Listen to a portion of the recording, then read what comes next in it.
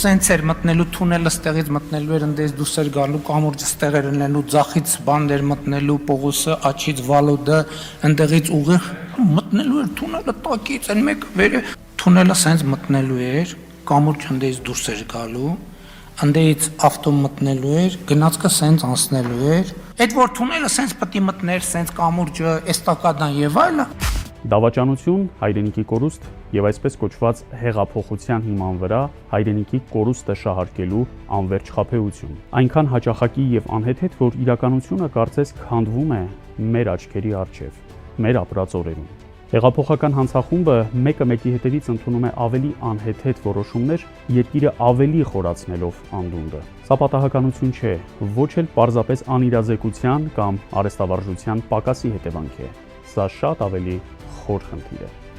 Հարկ է խորապես ուսումնասիրել եւ բացահայտել այն չարամիտ ուժերին, որոնք ձևավորում են Հայաստանի ապագան։ Շատ հաճախ մեր ազգային ողբերգության վերլուծությունը վերածվում է պարզունակ պիտակավորման, առանց բացահայտելու ներկա իրավիճակի խորքային դրդապատճառները եւ մեխանիզմները։ Պետք է խզել այս մտավոր ծուլության շղթաները, խորանալ թեմայի մեջ հենվելով գիտության եւ համաշխարհային համեմատական վերլուծական փորձի վրա։ Ժողովուրդը պատասխաններ է փնտրում։ Ինչու Հայաստանի հեղափոխական իշխանությունները, որոնք կոչում էին Արցախը Հայաստանը եւ վերջ, ոչ միայն լքեցին Արցախը, այլև դա արեցին այսքան դաժան ու ցինիկ ձևով։ Ինչու այսպես կոչված հեղափոխությունից 7 տարի անց աղքատությունն ավելի է խորացել եւ ոչ թե նվազել։ Երբ կավարտվի այս անվերջանալի կորուստների շրջափուլը։ Արդյոք ավելի մեծ ու կործանարար պատերազմ է սպասվում։ Արդյոք այս հեղափոխությունը պարզապես ծրագրված դավադրություն չէր դավաճանելու եւ հանձնելու Արցախը թուրքերին, ջարդելու հայ ժողովրդի ոգին եւ Հայաստանը վերածելու մեր դարավոր թշնամիների հնազանդ հպատակների։ Ինչու պարագլուխը նորից ու նորից բացահայտորեն խոստովանում է իր դավաճանության ակտերը, դրա մեջ չգիտես թե ինչ տարօրինակ բավարարվածություն գտնելով։ Օրինակ, չնայած որ նա 2021 թվականին վերարտադրվել է Արցախի անկախությունը ճանաչել տալու խոստումի հիման վրա,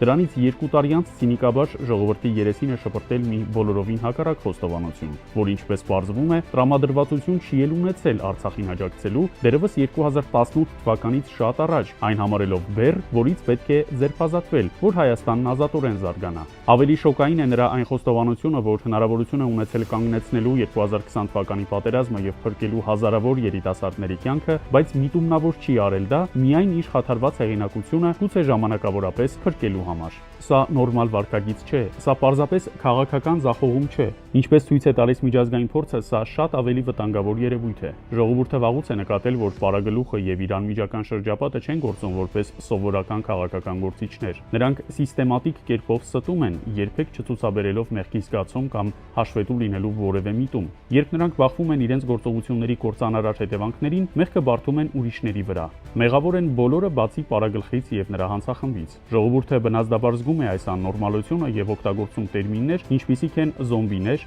անմեղ սունակներ եւ ոչ ադեկվատներ։ Ոմանք հիասթափությունից նույնիսկ ենթադրում են, որ խոսքը հոգեկան խանգարման մասին է, ընդհուպ մինչեւ շիզոֆրենիայի։ Հոգեկան խանգարումների գծով հետխորհրդային հարավային Կովկասում պատմական նախադեպեր կան։ Վրաստանի նախկին նախագահ Զվիատ Գամսախուրդյան 1977 թվականին խորհրդային հոգեբույժների կողմից ախտորոշվել էր որպես շիզոֆրենիկ, թեև ոմանք պնդում են, թե այս ախտորոշումը քաղաքական կողմնակալություն էր։ Մյուս առաջնորդը, որը ենթադրաբար հոգեկան խանգարում ուներ, Ադրբեջանի նախագահ եւ չսափրված Փաշինյանին արտաքնապես խիստ նման Աբուլ Ֆասել Չիբեին էր, իսկ Վրաստանի նախագահ Միխեիլ Սաակաշվիլին հայտնի դարձավ իր հիստերիկ վարքագծով ու այն զազրելի տեսարանով, երբ պատերազմից սարսափած հերոստախցիկների առջև ծամում էր իր փողկապը։ Սակայն ինչպես գիտնականներն են պնդում, իսկական շիզոֆրենիան առաջացնում է սոցիալական մեկուսացում եւ նորմալ մարդկային շփում ունենալու անկարողություն։ Շիզոֆրենիկ մարդը չի կարող կառավարել երկիրը։ Շիզոֆրենիկը չի կարող 5 ժամանոց մամուլի ասուլիս անցկացնել։ Ինչպես այդ դեպքում կարելի է բացատրել պարագլխի վարքագիծը։ Սա շիզոֆրենիա չէ։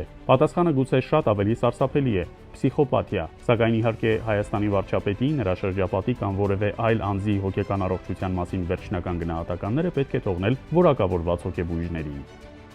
Բժիշկներ ջան, խնդրում եմ, գոնե դուք ձեր ուժերով ապացուցեք, որ ինքը ինչ-որ հիվանդություն ունի հոգեկան, որը իրավունք չունի վարչապետ լինելու, երկիր ղեկավարելու։ Մարդ ինքնասիրություն չունի, մարդ որ մի հատ սխալ բան է, քանի անգամ ներողություն խնդրեց, զոհերի համար են, սխալ բան, հա սխալվել եմ կներեք, հա սխալվել եմ կներեք, ինչքան ներենք,